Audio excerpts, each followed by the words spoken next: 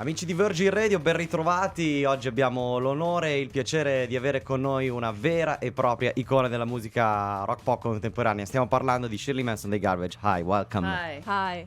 It's a pleasure to have you here. And we know you've been talking about this for weeks, but we gotta know something about this brand new record. A great comeback, Not Your Kind of People. Thank you. Yeah, we're excited. So what is gonna be about this record? If you have to describe it in few words at the moment. I think it's basically about feeling like an outsider. If I had to boil it down to one phrase, I think it's about feeling like an outsider and then just accepting that, surrendering to that idea, and that actually being an outsider can be really cool. But what happened in the last 7 years? Because I know a lot of fights with record companies, a lot of solo records, and the big final decision, right?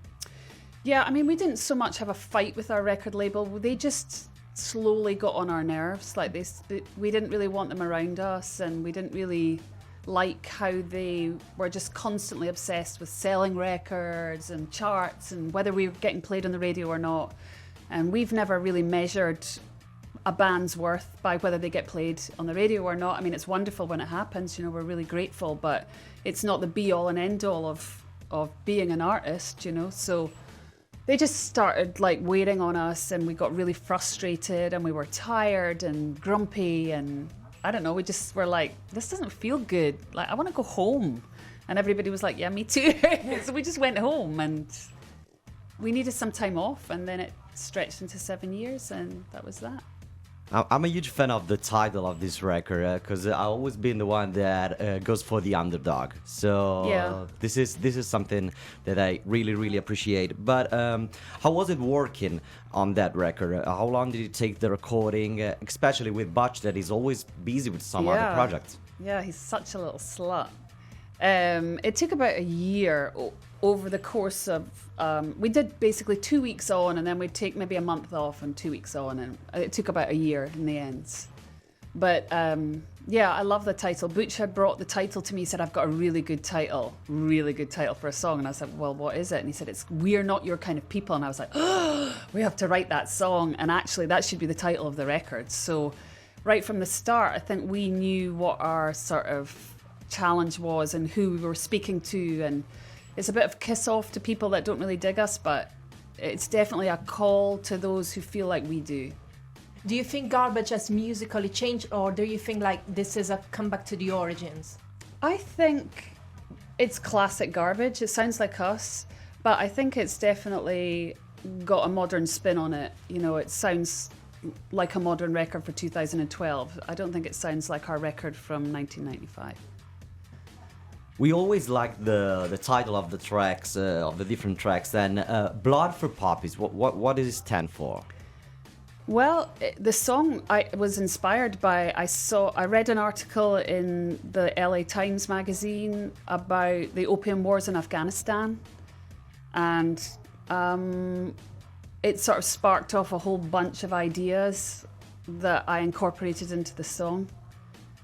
And yeah, it's a great title, and we didn't want to change it. A lot of people were like, if you want to get this song played on the radio, you need to change the title. Nobody's going to play it if it's called Blood for Poppies. Not true. Well, clearly not true. But we were just like, you know what, that's the title. This is what the song's about. I found that is really modern, really new, but some hints of the 90s. I mean, the first time I listened to it, it wasn't so easy for me. But then I get used to it. I mean, this is a very... Am I supposed to thank you for that? It's a very particular song. Sound? Yeah, the sound. Yeah, I mean, I don't know quite what people mean by the sound of the 90s per se. I mean, I guess it sort of means a time when alternative music was getting played on mainstream radio. I mean, to me, that was what the 90s were about. There were so many different sounds coming from all different types of bands. So it's difficult, I think, to describe a sound as a 90s sound, because hip hop and rap were getting banged on the radio. Dance music was getting banged on the radio. Alternative rock was getting banged on it, and Britpop, and they're all very different. So I'm not quite sure what people mean by something sounds 90s per se, but I think people are nostalgic for a time when it wasn't just pop getting played on the radio. I think people are ready to hear a different ideas and an alternative voice. And what about Stun Volume, your own new record label? Now that you're free of express yourselves, do you think you're going to produce also some new artists?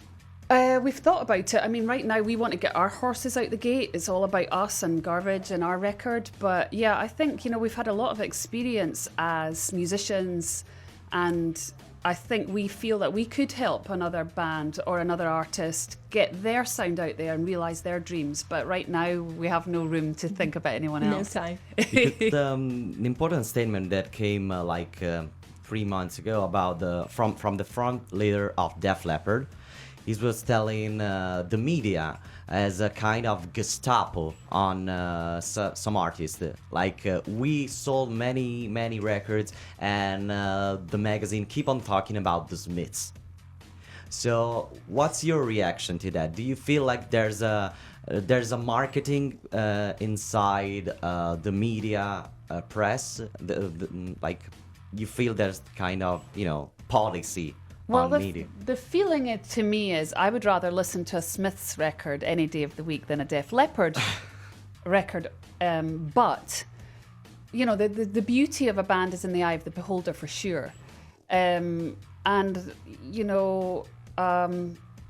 think you just have to accept that. You just have to accept, we're not the kind of people they want to play on radio. We're not the kind of people that they want to invite to this festival. At some point, you just have to surrender to it and accept it. If enough people want to listen to what you have to say, they will.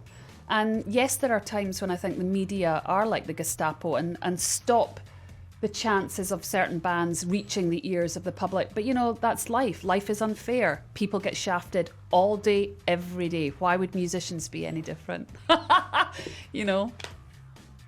Okay, it's been a pleasure again to have you here. Thank you so much. for Very this great talks. We'll see you when you come back to Rome. so, That would yeah. be awesome. Thank you.